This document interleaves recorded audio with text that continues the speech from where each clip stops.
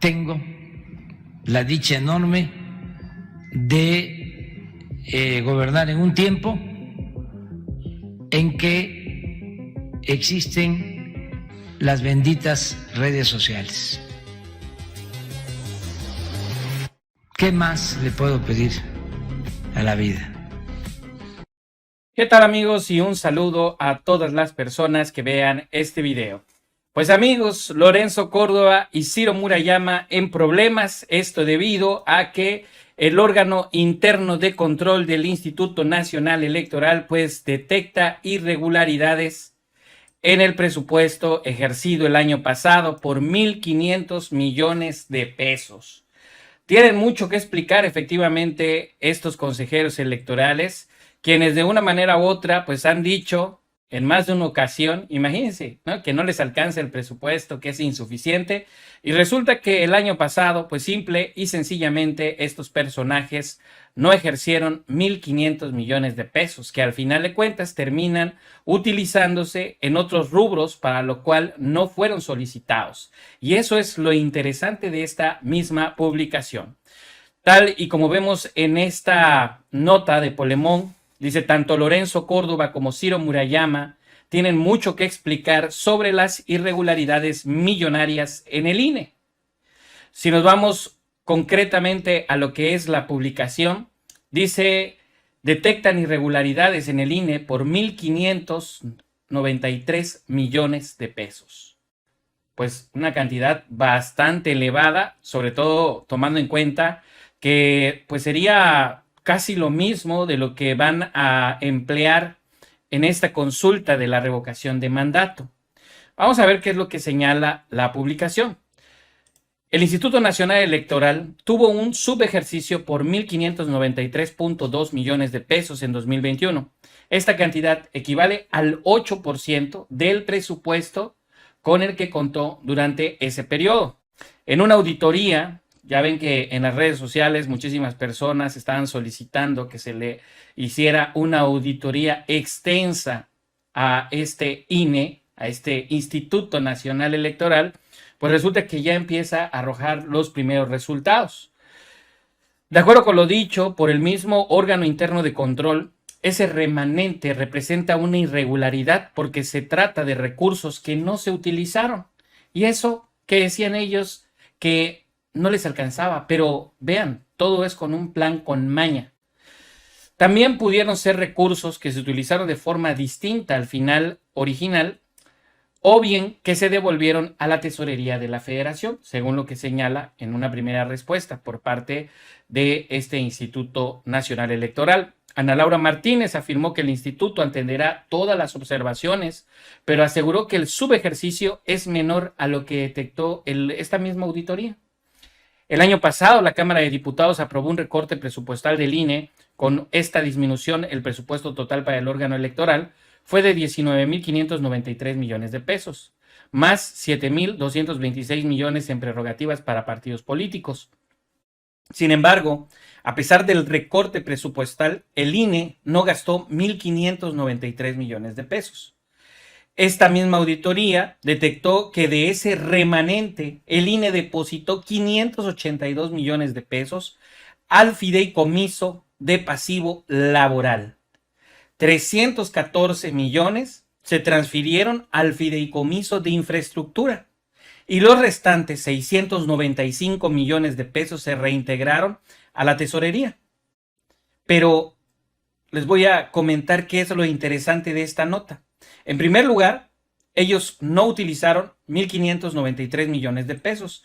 Y ustedes recordarán que hicieron todo un show, un escándalo, así como actualmente lo vemos con la revocación de mandato. De esa misma forma lo habían hecho estos consejeros electorales, pero en este caso señalando a las elecciones intermedias del año pasado. Y resulta que al final de cuentas fueron 1.593 millones de pesos que no utilizaron y que desviaron, o que pues podemos decir, pues se podría utilizar la palabra desvío, pero en este caso lo mandan a este fideicomiso de pasivo laboral, para lo cual no fue solicitado. Recordemos que el INE, y lo ha señalado en más de una ocasión el propio director de la UIF, que el INE tiene pues varios fideicomisos que no son legales, porque ellos no tienen esa facultad. Sin embargo, pues al menos en esta primera resolución, y sobre todo tomando en cuenta de que podría esto derivar en una denuncia penal, si así lo decidieran, pues tendrían ellos que explicar y justificar el motivo por el cual ese dinero no se empleó para lo que originalmente había sido presupuestado. Y sobre todo, si están diciendo que ellos ya habían hecho un análisis de cuánto necesitaban y cuánto iban a invertir en determinado rubro, ¿por qué al final de cuentas sobra ese dinero? Esas son las cuestiones, a no ser que el INE mañosamente ya tuviera detectado que les iba a sobrar ese recurso y ellos canalizarlo a estos fideicomisos o a estas áreas en donde sabemos que sobre todo, al menos en lo que se refiere a cuestiones de retiro del INE, pues ellos se sirven con la cuchara grande.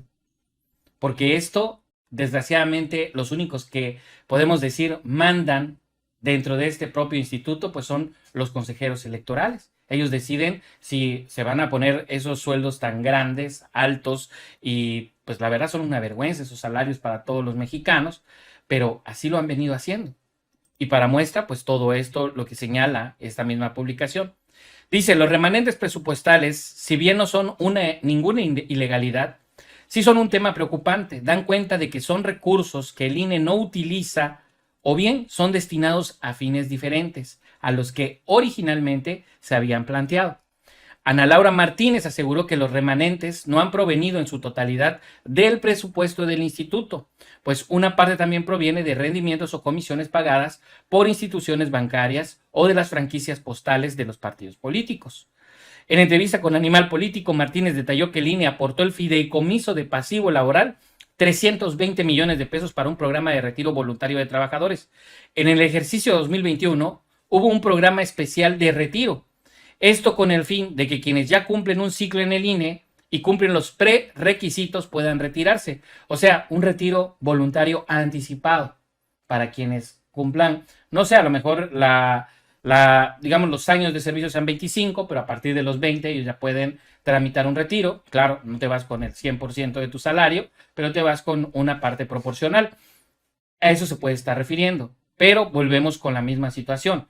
Este tipo de fideicomisos, pues al final de cuentas no están presupuestados, al menos ellos no lo catalogan de esa forma en el momento de que hacen la solicitud para que se les otorguen dichos recursos. Entonces, de lo que al final de cuentas salen, se ahorran o reciben por algún otro medio, ellos lo canalizan así, pues solitos, ¿no? Porque se les ocurre, es buena idea, lo meten a este fondo, fideicomiso de pasivos laborales y entonces se pueden dar la gran vida de reyes al terminar, pues obviamente durante el tiempo que ya tienen de vida laboral.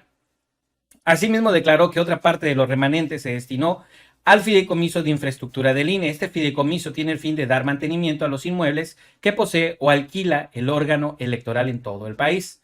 Sin embargo, la funcionaria electoral aclaró que de este último fideicomiso no proviene ningún peso del presupuesto del instituto, sino que el mantenimiento de los inmuebles del INE proviene de comisiones bancarias otorgadas al Instituto Electoral por la contraprestación de la verificación de la credencial de elector, ¿no?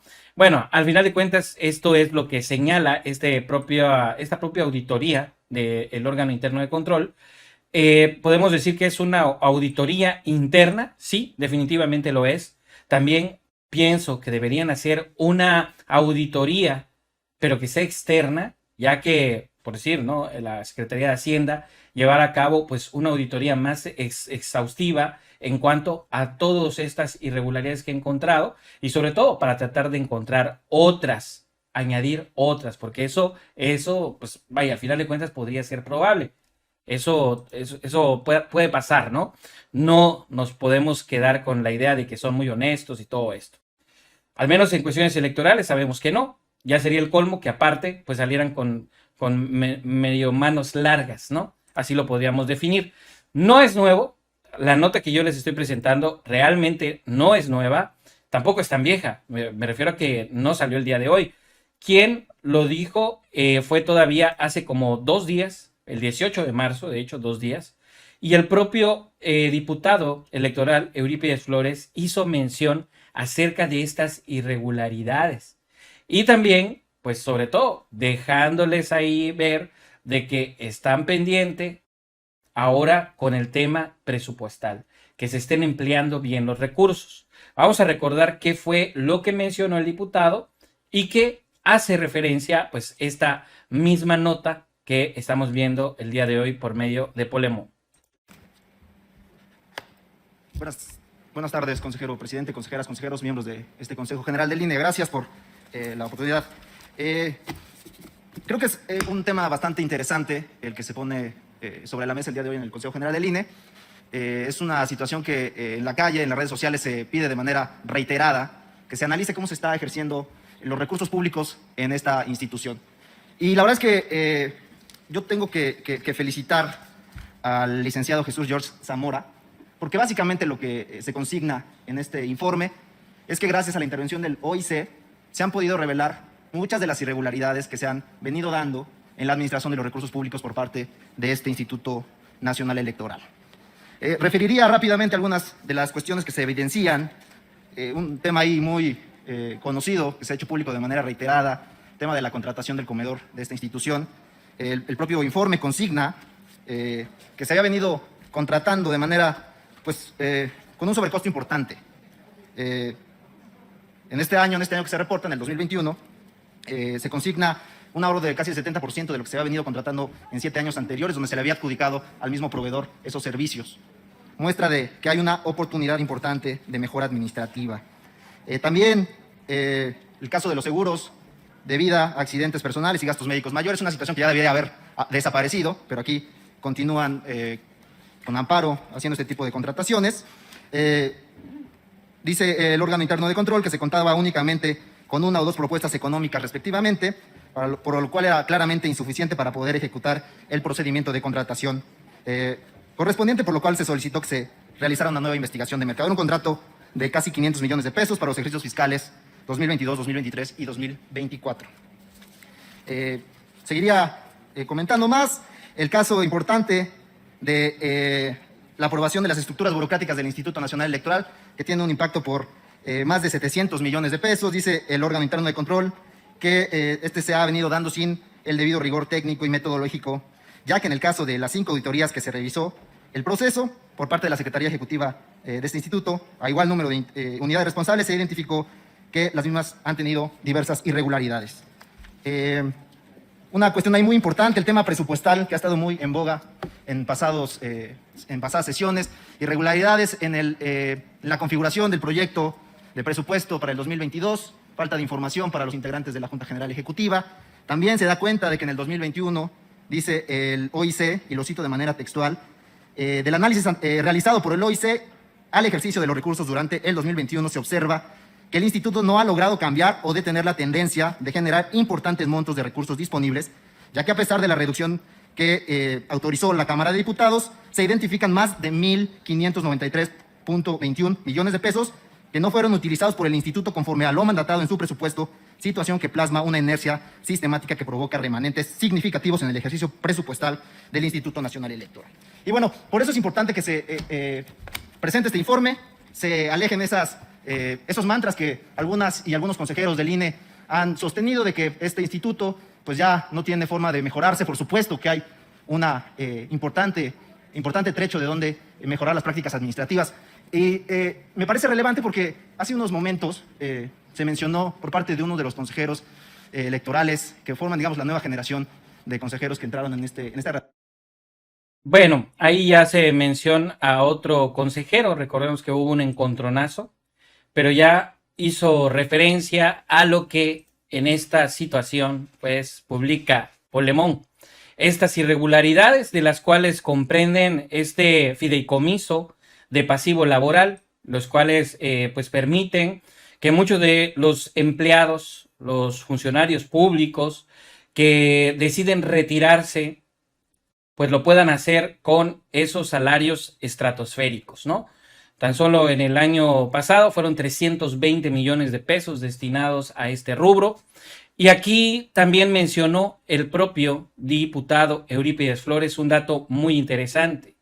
Se siguen pagando seguros de vida, se siguen pagando servicios de médicos, ¿no? Servicios médicos denominados de gastos mayores, los cuales pues ascienden a muchísimo dinero, una prestación que pues podemos decir que no todos los trabajos, ¿ustedes conocen algún trabajo que te dé un servicio o un seguro de gastos médicos mayores? No, ¿saben por qué? Porque es muy costoso.